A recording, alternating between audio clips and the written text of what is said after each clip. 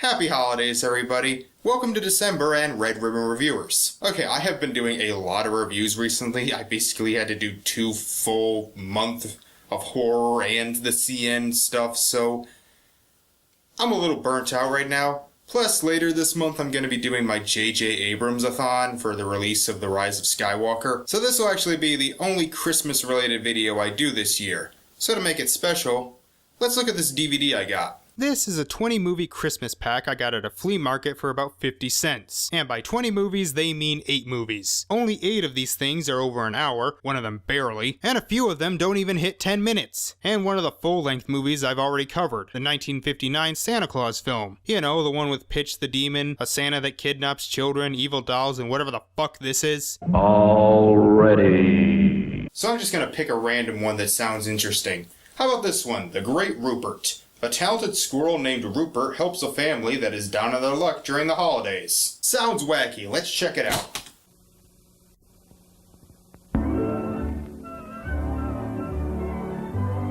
What the fuck? This is from the 1950s?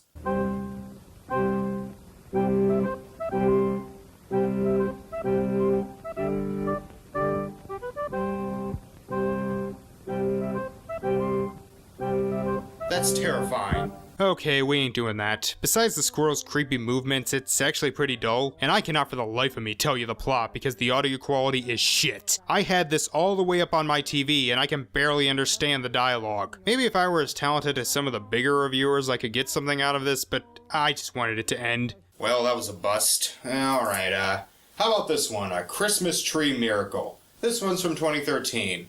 How does this one start?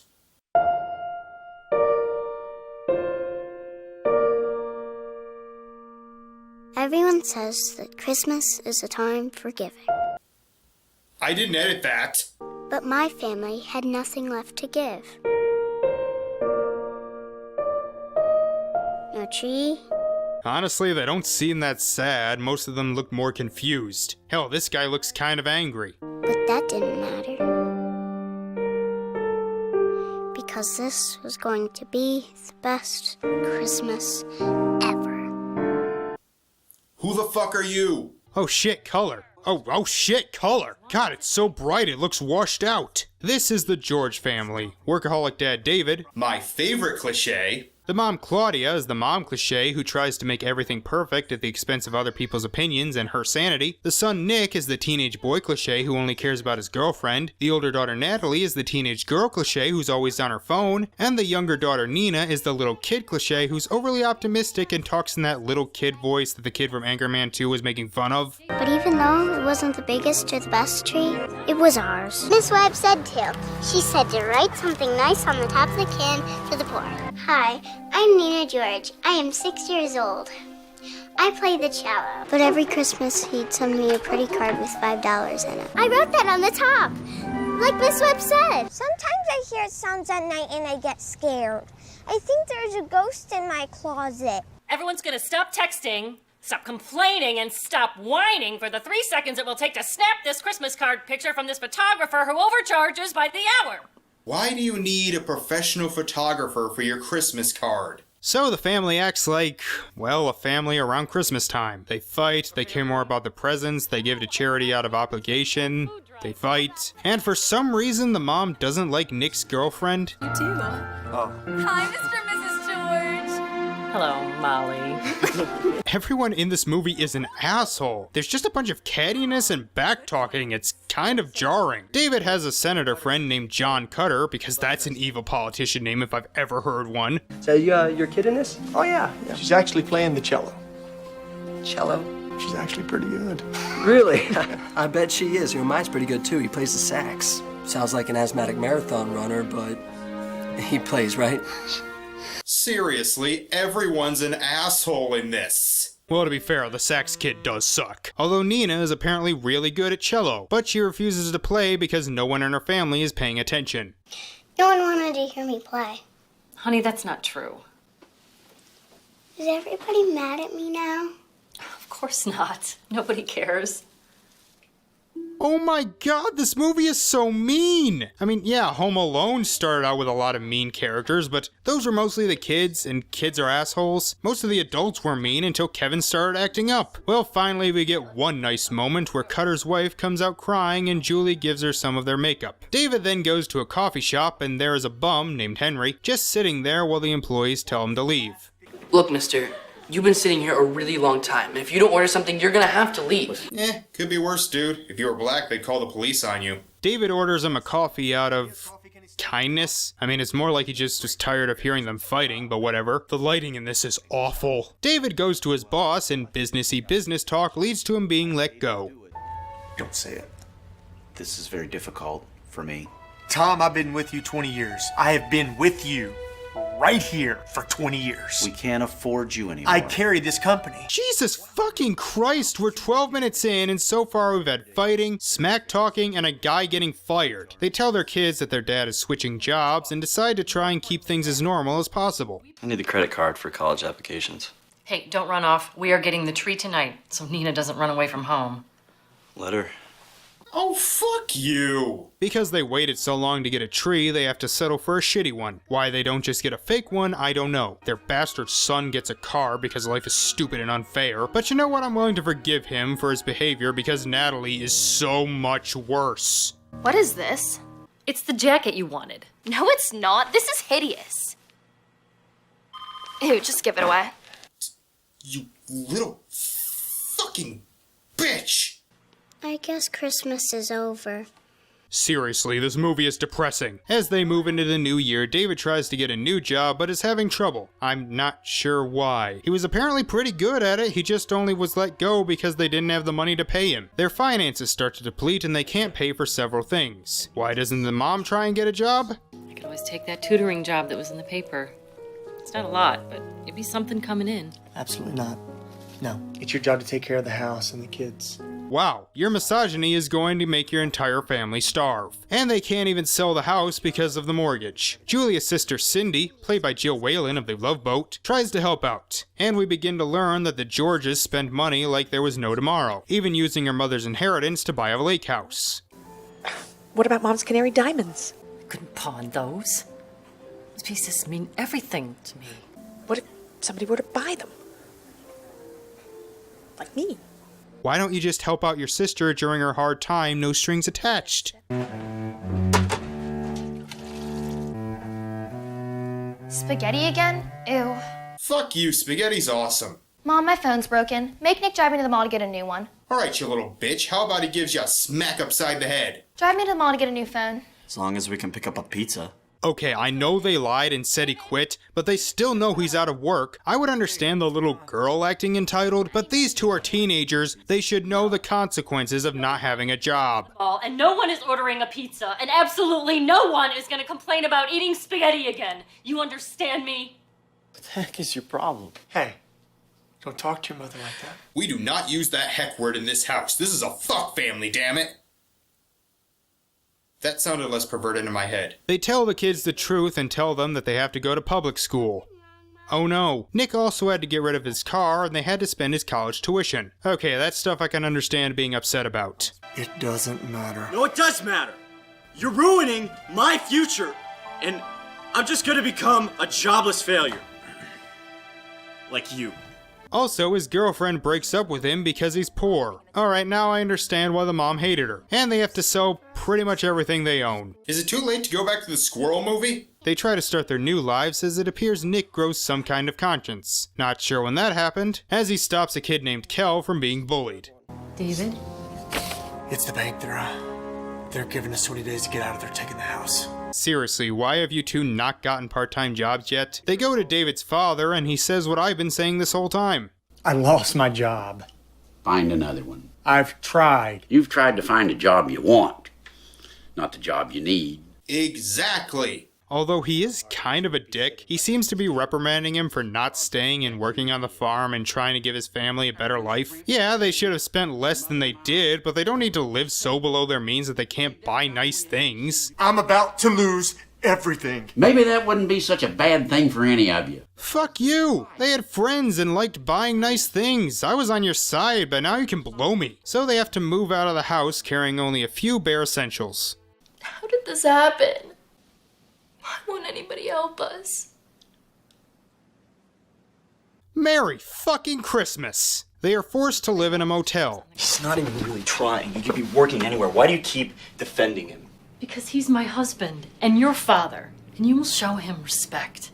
Well, he didn't really respect us when he put us in this situation, did he? Pretending that everything was okay when it wasn't? Spending my college fund? Alright, you little shitbag, I get you're upset, and you have every right to be. Your dad's so prideful he won't get a service industry job, but fuck off! They go to a food pantry, and Natalie tries to log onto a computer, meeting a girl named Vanessa. I'm Tessa. I've been here every Thursday since the fire, yeah. The fire? Yeah. It took everything we had. What happened to you guys? My dad lost his job about a year ago. Seriously, get a fucking Walmart job, you idiot. It sucks, I know it does, but your family doesn't have a place to live. Maybe I don't want to get used to it. Sometimes we don't have a choice.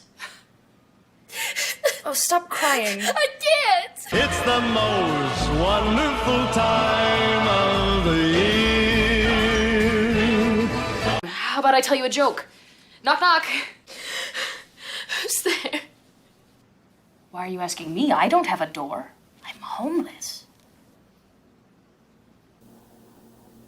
What the fuck is wrong with you? Julie meets the three catty bitches from the beginning, but Cutter's wife has decided to be nice and tells the other two she's a volunteer to protect her dignity. I guess to repay that act of kindness from the beginning.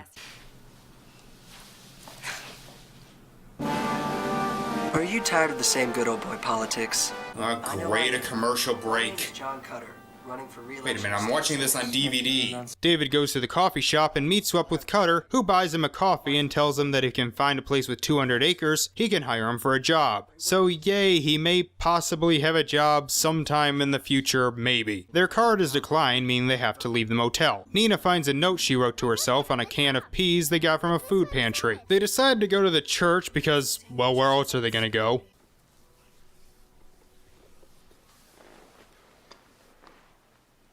Santa? Santa, when did you become homeless? Did Mrs. Claus kick you out again? Also, hi, creepy guy watching a little girl while she's sleeping. If you remember, this is Henry, the guy who David bought a coffee for earlier. By the way, he's played by Bernie from Weekend at Bernie's. This time it's him who has to carry the dead weight because he's the only good actor in this. This is all an amazing coincidence. No. You see, I don't believe in coincidences. Is it possible that there are no coincidences? They take him to his home, which is a Christmas tree lot. So, wait, he wasn't homeless, he just genuinely forgot his wallet? So David's one act of kindness was mostly pointless. Henry offers to let them stay with him in exchange for working the farm. This movie still has 40 minutes left. So over the next few weeks, they learn to work the farm, bond over stuff, learn to live a simple life, all that good shit. It's okay, at least it's not sad. Well, except for the fact that Henry had a daughter who died very young. As you probably have guessed, David tells Cutter about the lot, and he says he likes it in a scene that I can't tell if it's just badly lit, or they're being really unsubtle with the whole, he's a bad guy thing, or both. So now David has to convince Henry to sell the property. Oh, and Kel's back. Cool. His dad finds out what he did and gives him a card for a university. What's this? Okay, Natalie just finished her first dress all by herself. Ta-da! What do you think? It looks hideous. Admittedly, I do kind of like this Henry guy. He's got a good heart and a lot of optimism, which is something I think we could all really use. In fact, this scene is kind of nice. It's sweet, it's cute, but Cutter has to ruin the mood by saying the government could come and forcibly take the farms via eminent domain, meaning Henry will have to move. I'm trying so hard to get back to the lives that we once had. But I like who we've become here. Is it that hard to have money and not be an asshole? Like, you could have a job that pays the bills and so you're not mooching off Henry and still be a decent person? Henry then dies. Henry? Bind them around your neck. Write them on a tablet of your heart. Merry fucking Christmas! I seriously did not see this coming, which with how depressing this movie is, seems like I should have. Henry left them the farm, meaning they will get the money. If we complete the paperwork, you will get the purchase price. What if we don't want to sell? You know what, I'm sorry, but it's just a bunch of trees. Sure, they give them away for free, which will help the less fortunate, and it's a really nice gesture. Truly it is. But it's still just Christmas trees. Yeah, whatever, Cutter's a douche. I mean, he had an act of kindness that was exactly the same as David's act of kindness, so I don't know why he's evil. Inbred Colonel Sanders shows up, and it just so happens that he's a super cool dude. I forgot to mention earlier that David sent him a Christmas card after he lost his job with condolences for his dead wife. So after listening to Nina play the cello, he says he decided not to buy the farm. Fantastic, let's get to signing then. I don't want it. I like the way you do business, young man. You ever need a job, you come see me, Daniel. These guys must have gotten the Christmas miracle package the Carver family did, and I saw Mommy kissing Santa Claus. A bunch of protesters show up, and Cutter gets some bad PR. Okay? Who wants a tree? I still don't know how they can afford to live, but And instead of big and expensive presents that year, Santa brought us the gift of family and friends. The cheap bastard.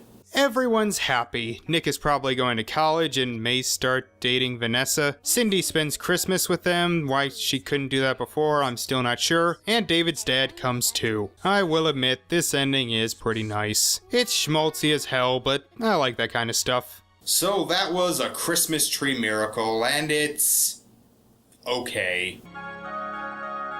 It's cheesy, it's corny, and the first half is depressing as hell, but it does have its heart mostly in the right place. The acting and direction aren't very good, but in a way that gives it a bit of charm. It has a lot of cliches and seems to be against spending a lot of money, which on the surface I agree with, but here it feels kind of patronizing. The characters are also dumb, but at least they learn as they go along. I like the stuff with Henry, it has some nice moments, it's got the good message about family. It's not great, but for the 2.5 cents I spent on it, I don't regret it. And if you can find it for cheap or you see it on TV or Netflix, it's serviceable. Well, maybe next year I'll cover a couple of other movies on this DVD, but for right now, this is the only Christmas movie I'm reviewing this year. So, I think I'll take this time to say Merry Christmas, Happy Hanukkah, Happy Kwanzaa, whatever you celebrate, I hope you have a very happy holiday season. Thank you all for watching, and I will see you next time. Bye.